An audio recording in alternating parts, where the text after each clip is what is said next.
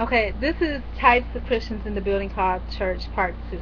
Um, I was talking about the one, the all about me, 40 to 50 year old, dress younger, dress sexy Christian, and the teenage Christian, 18 to 20 year old, kind of slunched over in his seat.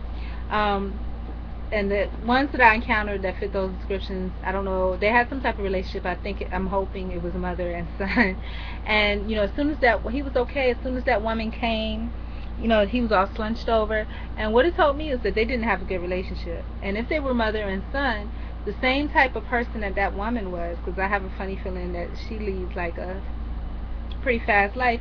She probably made him come because he didn't want to come, want to be him at home doing who knows what. So they don't have a good relationship, and that's not why that's why he's not presenting the image that she wants. There's no love between them, understanding.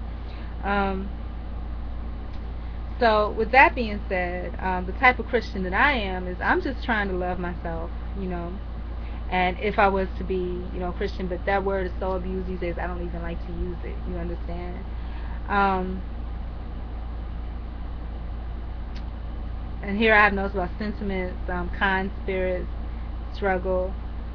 I want to counter the negative. So I'm looking for kind spirits that are struggling as well. I want to counter the negative and add the positive. And what I was saying about the girl that whose mom was beautiful, statuesque, Amazon tall, but you could tell that she had a good heart, just like me. But you could tell that maybe people looked at her and passed judgment, and that they knew it wasn't true. But I think it was mostly out of jealousy because you could see her spirit. And what I would say to that teenage girl that was embarrassed by her mother, you know your mother's heart, and the people that are the most verbal are wrong. And they talk about the devil in the church all the time. The devil is a liar, and that those are the liars, the people that are most verbal and always using their words to attack someone.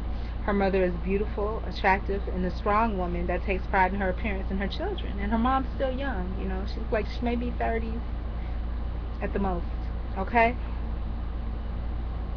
And it says, and then I made up, like, I like fantasy, so I made up a fantasy because there was the tall, statuesque, beautiful ebony woman with her two beautiful children, and then there was another woman right beside her that was very tall and statuesque too. And the story that I made in my mind was like, because I like the creativity. This is the creativity portion. I'll leave that out.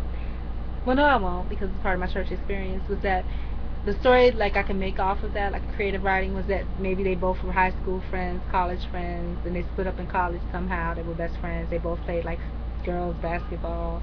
The one that I said was real pretty, she met all the professional athletes and dated rich people. The other one took a more humble toll. She got pregnant or something and married her high school boyfriend, and somehow they came back together. And the one that everybody thought was going to do so great, um, was going to be this big star, wasn't, and marry rich. But the other one, just maintained stability. And so it's going to, like, the story I would make would tell about their friendship. Um, and so there's song. And then, I started to zone out, while I was in church. And I'm sure everybody does that, but like I said, I'm trying to be very cognizant about my actions, my behaviors, and things, because the world is changing a lot, and I want to just be aware, you know what I'm saying, of my interactions, my actions, and how people are vibing off of them. So I started to zone out, and I asked myself why. Um, was, you know, maybe because I'm not used to connecting or being connected, and what would be the difference if I actually connected spiritually and mentally and was alive and present in the moment. And it would be because then I would see the people, actually see them with my mind, my heart, my soul, my ears. And maybe, I don't like what I see, you know what I'm saying? Maybe I would actually see the people, and if I see the people, that means that all the things that I see that are negative, then, I would feel like I would have to somehow be responsible for combating that, you know.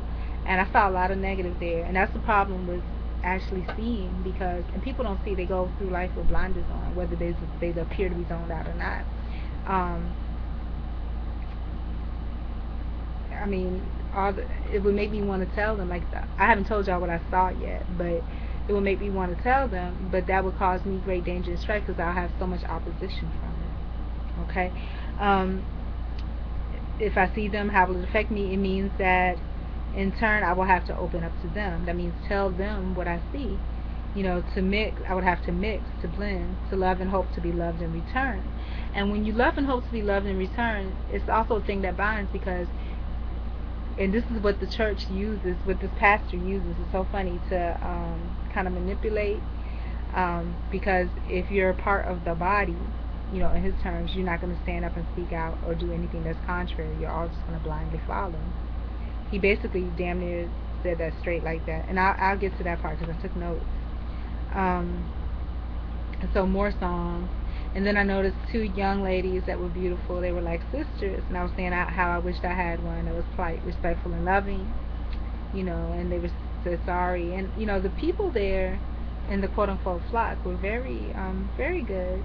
They had beautiful twin spirits, and so I was up to the point before the pastor speak, everything was good. So I was like, let the church raise you, because I liked what I saw for the most part so far. Okay? Always let other people, and then about battles, what I was saying to myself was to always let other people win. The reason why is I told you what happened in the Family Dollar store. I was at Burger King, and I went there first because the church hadn't started, and then I was like, well, I get some water and come back. And then I was like, well, I need to charge my phone. I'll charge my phone. Let me buy something. They didn't have anything to buy. She said, just, it don't matter. You can go charge your phone. So I did. And what happened was when I was in line, this lady jumped in front of me, and it was obvious I was in line. She jumped in front of me, and she was like, and she just stood there. She didn't say anything. And so I said to her, I said, are you in line? And she was just like, well, I just need to give her my money and something. So I didn't know if she was in line or not. So I don't know if she paid or not. So what happened was, at that point, from what happened yesterday, I was tired of just like being walked all over. So I moved up to the register because I was next. So then what happened is that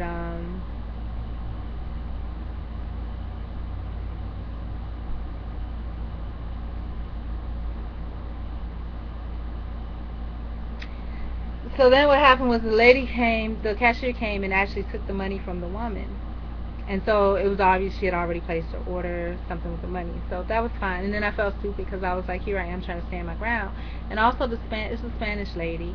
And like I said, I always try to see the best in other people and try to see things from their point of view. And so, in her opinion, maybe, not think clear. She was like, well, I told her, I just had to give her the money, blah, blah, blah. That's how she was thinking in her head. And then she has her kids and her mom there. And probably she's thinking in her younger days, if she didn't have her family there, she would just flip out on me, And I was thinking, feeling stupid because I was just like, she told me that. But, I felt like I had to stand my ground because I got walked all over a couple of days ago. But the truth and the reality of all of that, the real message, and like I said, the church distorts the message because they made it into something else. The pastor did. The real Bible school didn't. But,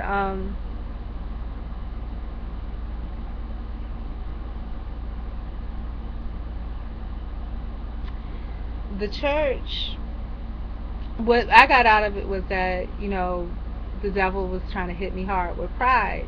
Make the whisperings are, you're going to let her do that to you? You're going to let people walk all over you? And the truth is that it's not about that, Always, always let other people win because you could be wrong. Let them win. Let them win. What does it cost you? A few more minutes?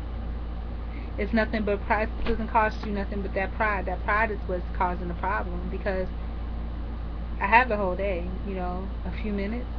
And even if I was rushing off to work or something, is it that important to me? And if I see how the behavior is, I can make amends for it next time. I don't have all the answers, but I'm still working with that, But in that situation, that's how I felt. I felt bad about it. But afterwards, something else happened that made me kind of rethink that again. But in that situation, and then I felt bad the whole time. And I bumped into her again, and I wanted to apologize for her to her, and she did apologize to me a couple, saying sorry, I guess, for cutting across me. But that was only because I think she's gotten older, her mom and her kids, and people are crazy these days. I'm gonna go on to part 3 because I'm gonna try to keep it within the time limit.